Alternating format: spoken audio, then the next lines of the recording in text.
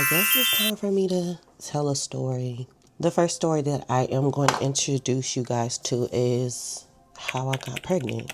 And so grab your popcorn, grab your drink, water preferably. Get your water and let's do a story. Where do I begin? So I think I was about 16. I had a job working at McDonald's, and for some odd reason, they always had me working back cash. And if back cash is just boring, you don't have really too much interaction with the people that you're working with unless it's slow. They always had me back there because I was good with handling the money. I always got the money in and out really fast. And so one evening, I was working and this man came playing through the drive-thru. I don't recall what the conversation was about, but I end up hitting him with one of those pull up to the drive-thru window. Pull up on me! Because we was fake arguing with each other. It was late. I was about to get off. I didn't care. I would just pull up to the window. He comes to the window talking junk. I'm talking junk back. But in my eyes, I'm just like, oh, he's cute. But not really thinking nothing of it. We fake arguing back and forth. I was like, you know what? I'm about to get off work anyway. So what's up? Because he was acting like we was finna play fight. And so I was like, what's up? He was like, all right, bet. So I was like, no, just wait. I'm finna clock out. Pull over to the door and we gonna really see if you really about that life or whatever. So he pulls over to the door after I got off work. And then he was like, let me get your number. I was like, so me being grown, I was like, all right, let me give him my number. So I gave him my number. We exchanged numbers. I gave him my number and I didn't hit him up right away. He ended up calling me one day while I was at school and I was just like, who the heck is this calling my phone? He was like, oh, well, this such and such from McDonald's. I was like, it's been dang near a week now, sir.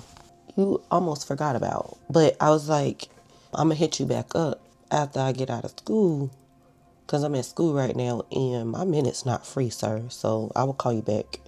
And so I end up calling him later on and we get to chatting and stuff. So we was chatting for a little bit.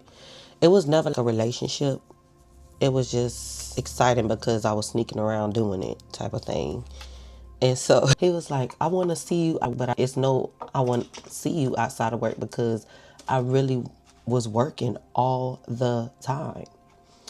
And so one day, it was me being grown. One day I was like, I got a plan because the way my mama's house was set up, the bus stop was literally right in front of the house. You can literally roll off the porch and end up on the bus. That's how it was. So I was like, all right. So I was like, I got to go to work this day. You can come get me earlier, but the bus come at this time. I act like I'm getting on the bus, but get in the car with you. Boom. Did that. And then we went, did our thing, and he dropped me off to work. That happened maybe a few times. But I was young. I didn't know no better. I was just being grown. He was the only person that I messed with. I didn't mess with nobody from my school. I wasn't really that type of girl. I really was a tomboy. And he was the only one that really got my attention because I wasn't on that. So a month went by. I didn't get my period. And my stomach was hurting so bad. I remember this. It was yesterday. My stomach was hurting really bad. And so it was me like, oh my gosh, I might be pregnant. But not really knowing it, I might be pregnant because I don't really think at the time I knew. It really didn't mentally click. I knew how people get pregnant, but I was just doing something just to do it. And I always recall my mom was like, don't get pregnant at an early age, but never really told me how to protect myself, never really told me how to not get pregnant or just go over the things that I know that it's natural for you to do this. However, here are some tips for you to protect yourself. Here's some tips to avoid getting pregnant. Those was never a conversation. It was just, don't get pregnant at an early age. You telling me that, but here we are. And so I had to have that uncomfortable conversation, call her and was like, Mom, my cycle didn't come and my stomach is hurting really bad. And I've been having sex. That was the conversation. And she was like, well, we're going to go to the doctor, set you up a doctor's appointment. We go to the doctor. They run all the tests. They do the blood work. And the test came back positive. And I can just see the shame and the tears in her eyes. She just was like, I just know in her mind, she was like, bro, I told you not to get pregnant. I kept telling you that. And in my head, I was just like, I disappointed her. And so we both crying. She crying because she was probably disappointed. I'm crying because I'm like, I'm disappointed in her, but I'm crying too as well because I don't know what to do with no goddamn baby. What am I going to do? So the first thing I do when we leave the clinic is I call his dad. And when I call his dad, I'm just like, hey, I'm pregnant. And so he immediately was like, that's not my baby, and hung up. And I was just so hurt by that. And I felt like I was stuck between raising my son by myself or getting an abortion because he already told me that he don't believe that this baby is not his. He's not the daddy. And so it's like, do I accept being a single mother or do I just get rid of the problem? And so that same day, my mama took me to her friend's house. And her friend has a daughter. Shout out to Farron. We go to her daughter, well, her mom's house, and Farron was there. And so me and Farron had this long talk about what it's going to be like because she had been through the same thing with her first child. So she's just basically giving me the breakdown and the rundown of how it is and my just my choice, but she don't agree with if that's the route that I take. And she just basically just let me know how it is. That the dudes, they don't ever, some of them they do, some of them they don't. And it's up to you at this point, basically. And at the end of the day, your baby gonna be straight. And so don't look at it like you're disappointed and it's still a blessing that will come out of this, and don't beat yourself up. She basically was pouring life into me at that time. And so I'm just going through these motions and just trying to figure out my life. I was 16, bro. I was 16 years old. And so, yes, of course, it crossed my mind. But I was like, I can't do that. And so I kept my baby. I kept him. And I knew from the start that it was going to be a boy. I kept saying, this is going to be a boy, and I'm going to name my son Demetrius. That was just going to be it. My son going to be a boy, and I'm going to name him Demetrius. I'm going to give him my last name. So I continued to go to school until it was just hard for me to walk. The way Demetrius was sitting on the lower part of my stomach, there was times where I couldn't even get out of bed. This is why it's not even good to have a baby at an early age, because our younger bodies cannot even handle being pregnant. So it was times that I couldn't even walk. Mind you, I was going to school, working. I still was working at McDonald's, pregnant and all. I worked at McDonald's to the end, honey, until 2 months before I had my son. Because I had to, at that point, be on bed rest because I just could not do it. School, I couldn't barely get to school because I couldn't walk. It was hard. And so fast forward to a few months down the line, I'm prepping for my baby shower. And for my baby shower, I invited all my friends because I had friends, or I thought I had friends. I had associates that I always talked to because I was friends with everybody. I am very social, and I just always had friends from every group at the school. I was friends with everybody. And so I invited some of my friends to my baby shower, and of course, none of my friends showed up. So I was sad about that. But then now that I got older, I understand now, but back then I didn't understand why my friends didn't show up for me. And so I had a baby shower full with my mom's friends. It's always just me, my mama, my mom's friends, my mom's family, and we had a baby shower, child. Still trying to reach out to my baby daddy to get him to do something. He still wasn't doing nothing. Fast forward to me actually having or getting ready to have my son. I had him. I called his daddy, let him know, hey, I'm in labor. Nothing. I don't think he even picked up. And I wanted him so bad to be there. I wanted him, even though I didn't even know his daddy like that, but I still just wanted him to be there because it's your child. And then also you should want to be there at that time to see your son born.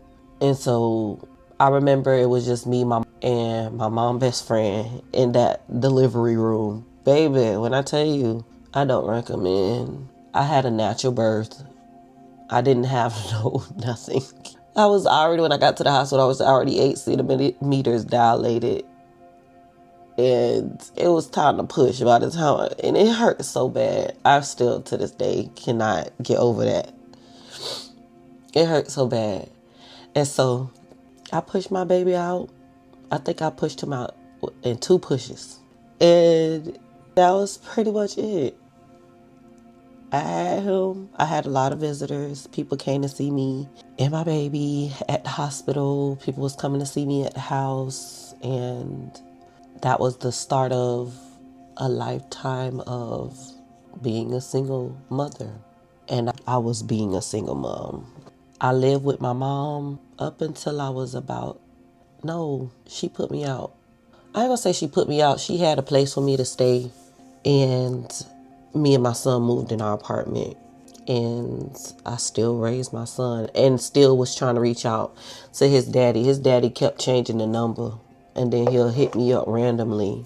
And that's how I would have his number. But I still was trying to reach out. Hey, your son need this, your son need that. And it was still nothing. I always gave him the opportunity to try to do stuff. I tried to go put him on child support. And I was rejected on doing that because they was like, oh, he's getting another check from the government. And we cannot do the child support thing. So I just got weary and just gave up on him just wanting to be a part of his son's life. And I'm just like, I had to do what I had to do in every which way. And I know no matter what I went through, I never let my son see me struggle.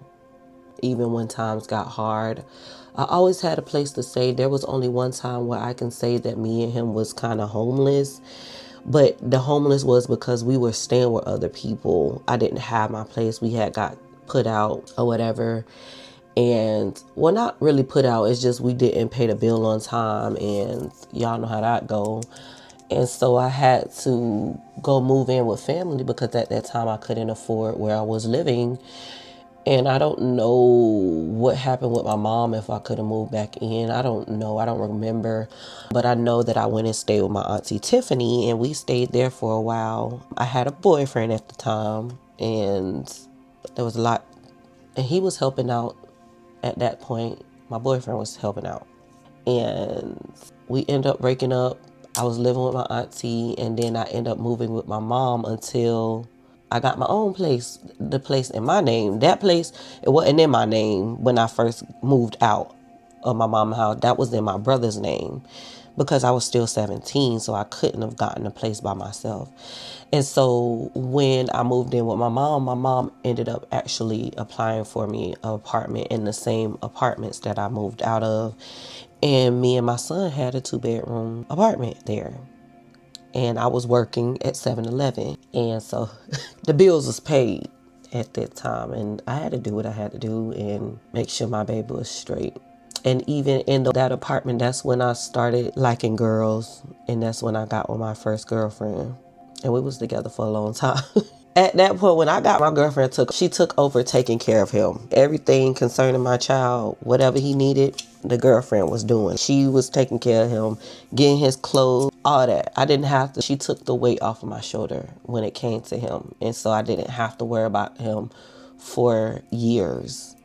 And then his dad tried to cripple back in. And so I was just like, because I still want them to have that relationship, we gave him opportunity after opportunity to try to be there and do right consistently. And he just, you're not finna pop in and pop out. That's what I thought. You're not gonna pop in and pop out. It's either gonna be a consistent parent or we can just cut this off completely. It got to a point where I just didn't want to deal with him anymore. I didn't want to talk to him concerning his child. Talk to my girlfriend. It got to a point where I was just like, I don't even want to talk to him because he used to make me so mad.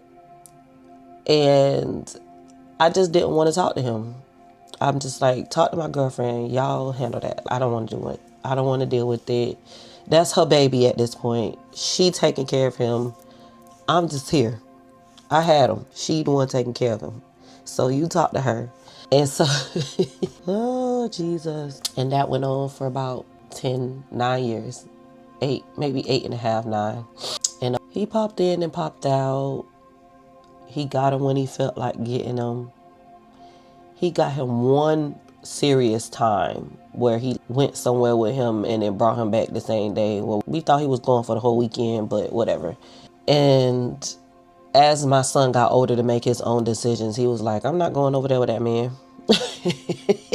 I was just like, well, I'm not going to make you go over there if you don't want to go. And so we went through different housing. So we lived in subsidized house and we stayed in J Court for a while. I never had the mind frame to want to stay over there. It was just a bridge for me to get to where I'm at now. So I stayed there for a while. I tried to save money. I worked like crazy. And I just had the mind frame of, if I get permanent on a job, I want to move from over here. And so that's what I did. We always had an apartment. And my last final goal was, I need to get a house. I need to get a house, something for my baby. I need a house. And I accomplished that. And so I struggled having one child.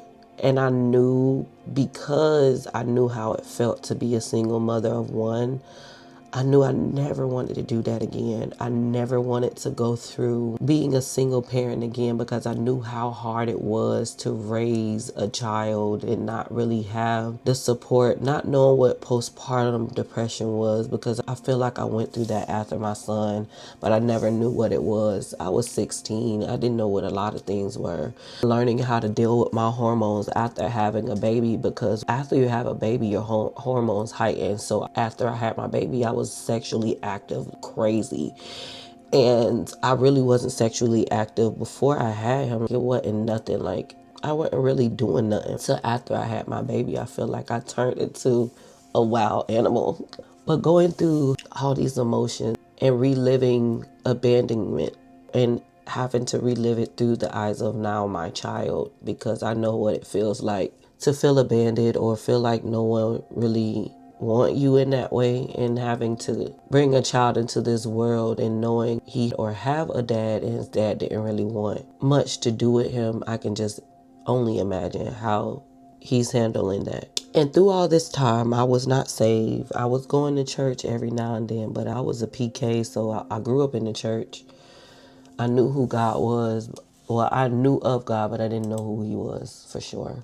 Fast forward to now. Y'all, I swear, I tried to give my son the best life. I promise you. He was in private school and all. I tried to give him the best life. I didn't want him to look like poverty. I didn't want him to experience what we were going through. Even if we were struggling, I never want him to experience that. I want him to live your life as a child. I'll worry about this. There is no blueprint on how to raise a child, but we just do the best that we can with what we have. And then that's pretty much what I did, bro. It was not easy. A lot of nights of crying, a lot of questioning. Did I do the right thing? And I was just like, God, I don't know what I'm doing. I didn't. But he helped me through that whole process. I can honestly now look back over my life and say God really was holding my hand through the whole process, because I didn't really have. And then I'm just like, even as I gave my life to Christ, God had to put me through a deep healing when it came to the wound from his father that had been planted. God literally sat me down and said that I need to forgive him. And I looked at God. Well, I ain't gonna say looked at God, but I was like, forgive him. God, that's hard. I don't know how I can forgive him for making me be a single parent this whole time. How could I forgive somebody like that? And still to this day, he still wasn't doing nothing. How? All these years, all these birthdays, everything came out of my pocket. Everything. I was on government assistance, but that stuff still had to come out of my pocket. Parties, the sleepovers, the cruises, the trips out of town. Mind you, his birthday is close to Christmas, December the 18th. God had to sit me down and tell me that I had to truly forgive him. And I remember crying out to God and just like, why do I need to forgive him?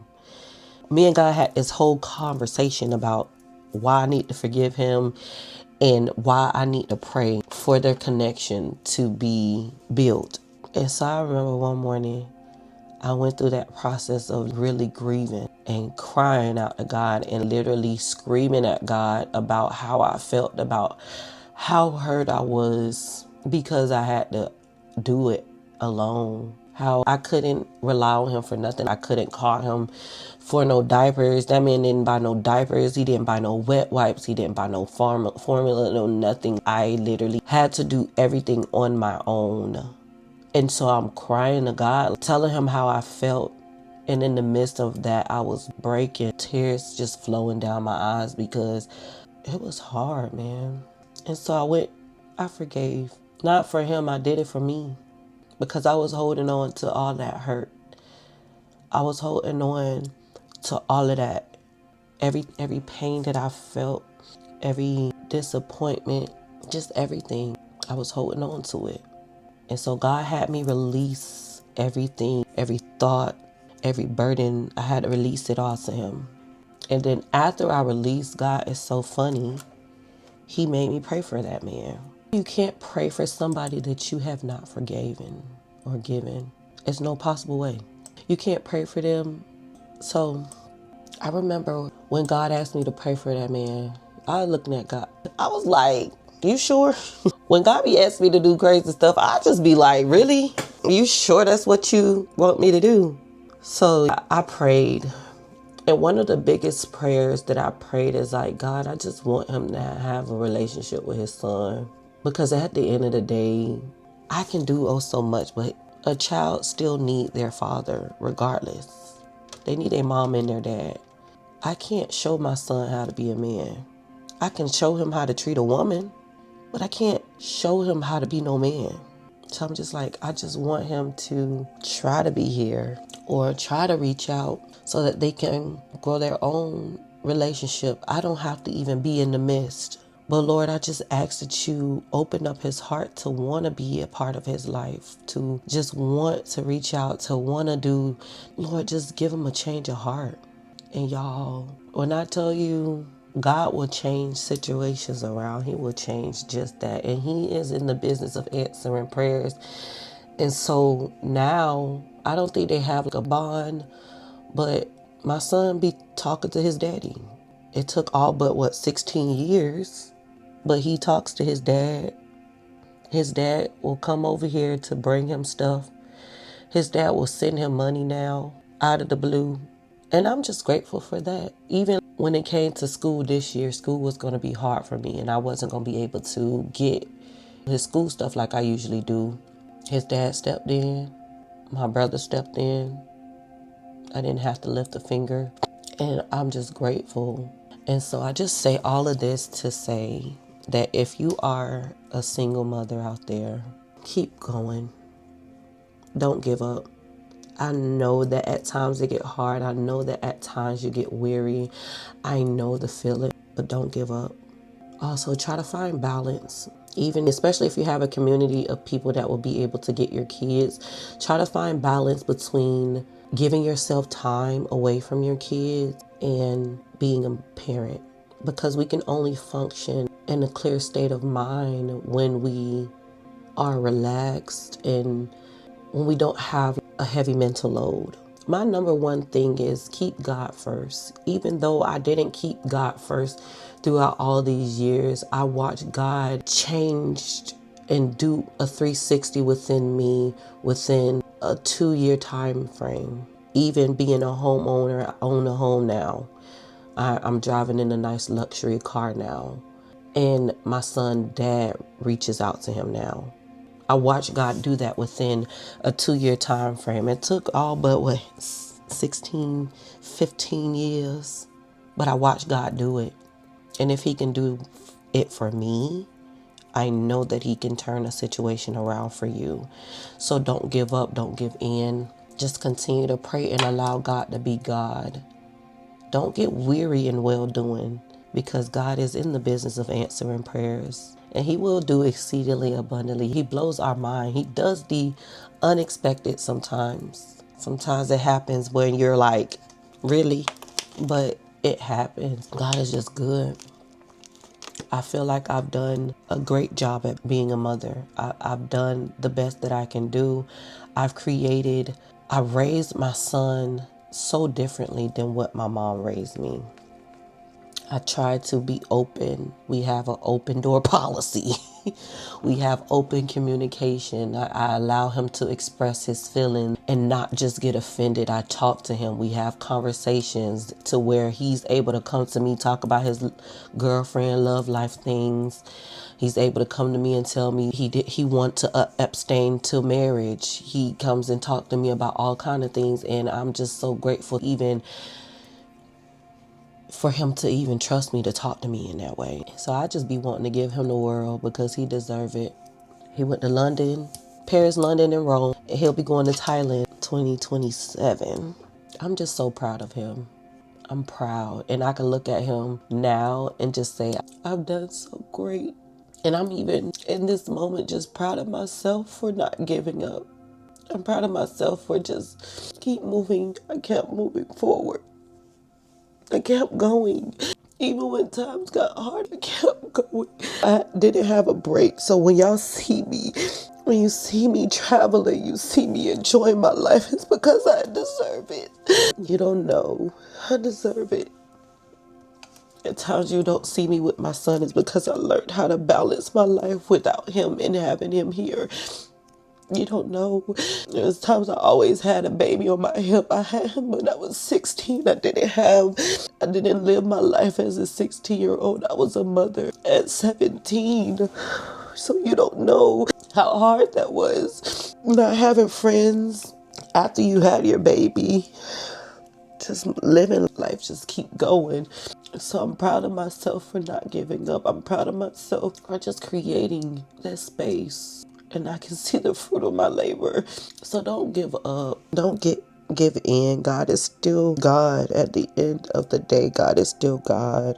I'm being blessed now, but I had years of reaping, years of disappointment, years of struggle. I'm now reaping the benefits. Now, 32. No, I'm 33 now. I'm reaping the benefits now. It's a long time. But I just thank God. I thank God. And I thank you guys for tuning in and watching. And if you stayed to the end, I thank you.